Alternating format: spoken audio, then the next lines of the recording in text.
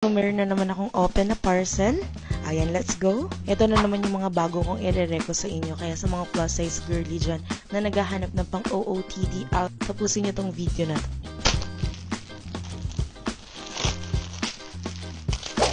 Ito of course, from Zia Style pa din.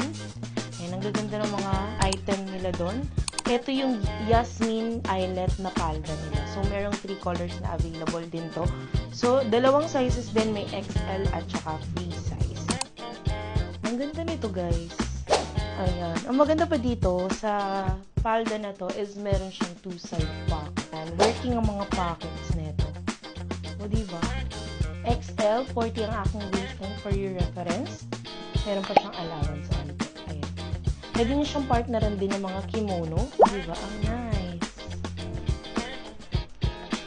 Ayan, kung interested din kayo sa OOTD ko o yung suot ko ngayon, ilalagay ko lang yan dyan sa baba.